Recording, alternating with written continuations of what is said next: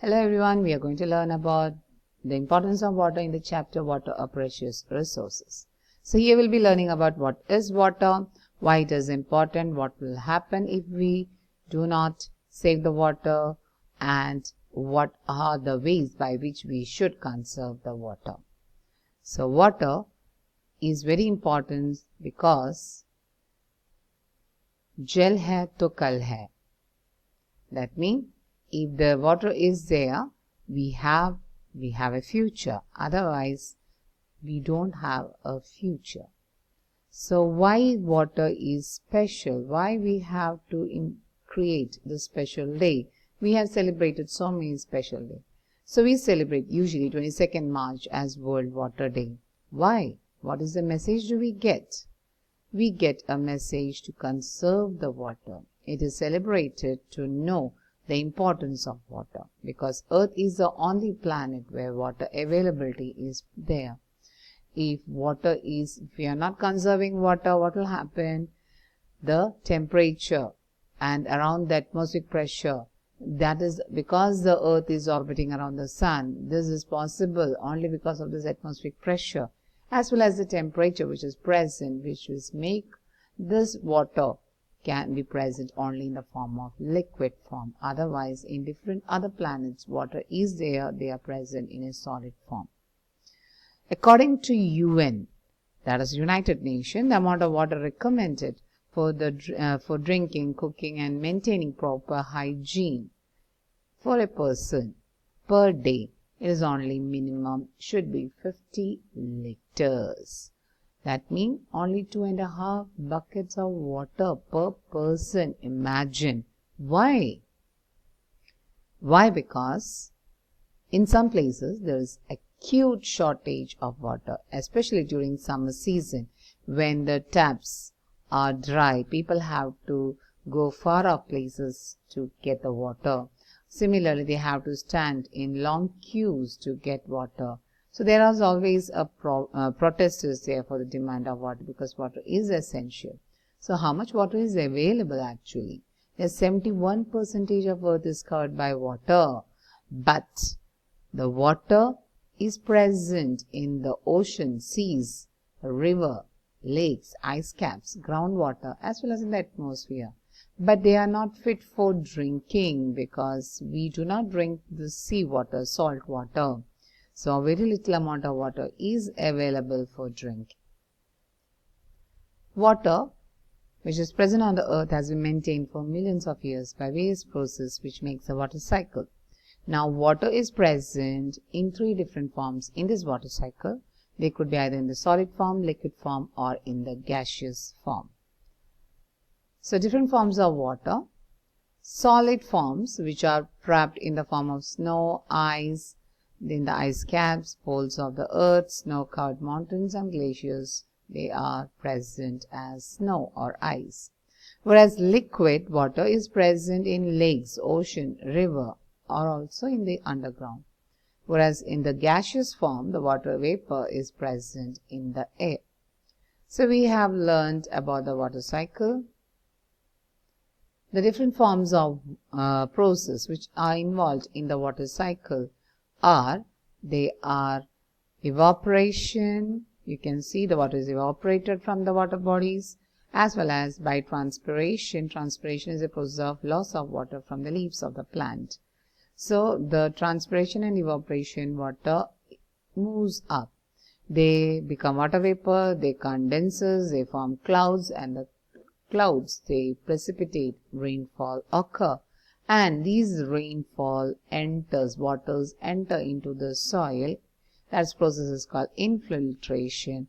And again the water enters into the groundwater. So what is groundwater? The moisture which is present in the soil indicates whether the groundwater is available or not. So if we are digging deep into the soil, we will reach a level where there are particles between the soil, they are filled with water. So the upper limit of this layer is called the water table. So water table may vary from place to place or different state to state. So what is the main source of these groundwater? Naturally, it is rainfall. Rainwater and the other waters from rivers, ponds, which seeps mean goes down through the soil, fills the empty space and cracks, and it goes below the ground. So this process of seeping of water into the ground, that is called infiltration.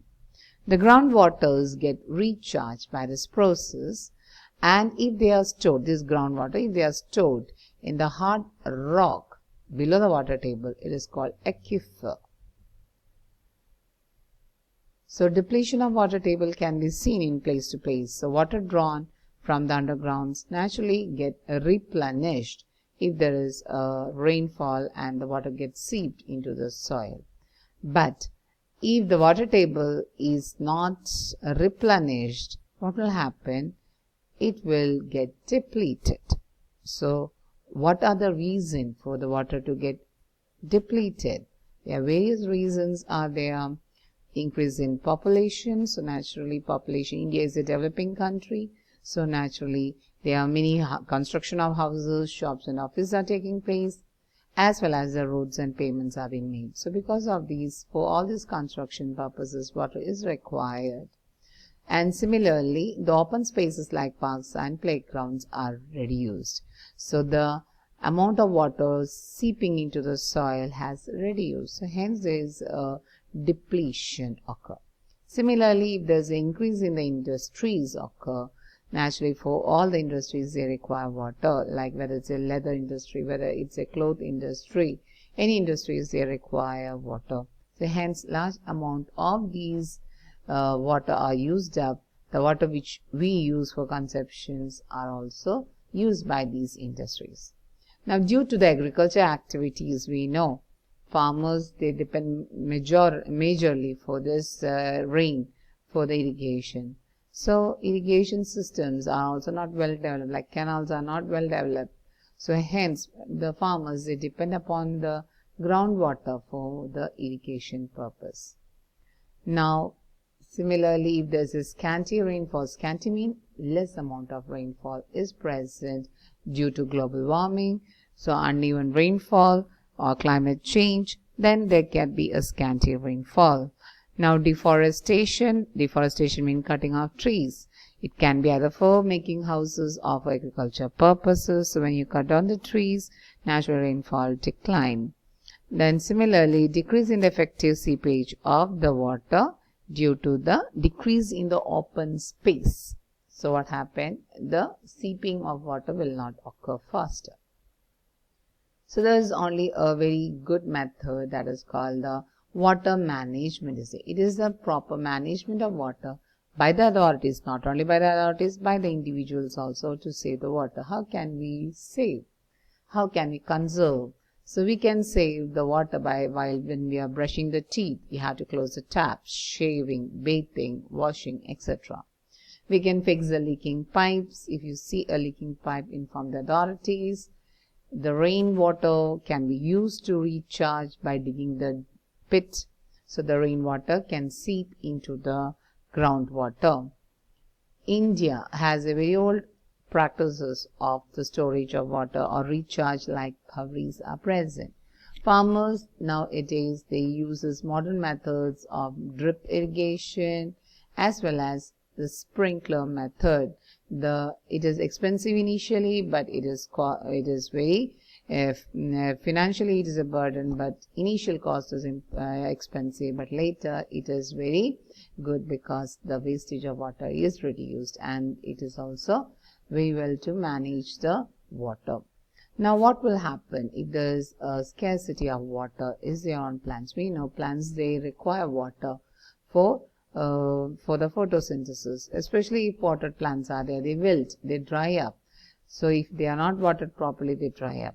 So plants require water not only to bring the minerals from the soil, but also for photosynthesis. Photosynthesis is a process by which the plants make their own food.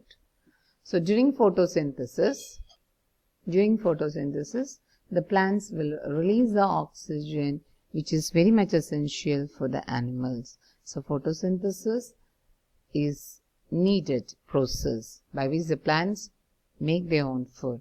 So hence we have to realize the importance of water. How can we conserve the water? Different methods of water harvesting methods we have to understand, and that way we can conserve water. Because if we are not conserving water, the precious sources of water which is stored in the form of snow and ices, they will all melt because the climate change will take place. Global warming will occur. Because of that, the snow will melt, the ice caps and all are melting, and because of that the water will be evaporated and there will be scarcity of water and the earth will become barren. So it is our duty to protect the Mother Earth, and by conserving the water, finding out the various methods of water harvesting. So that's all are there. So we have to save the water. So all of you do the needful to protect the Mother Earth.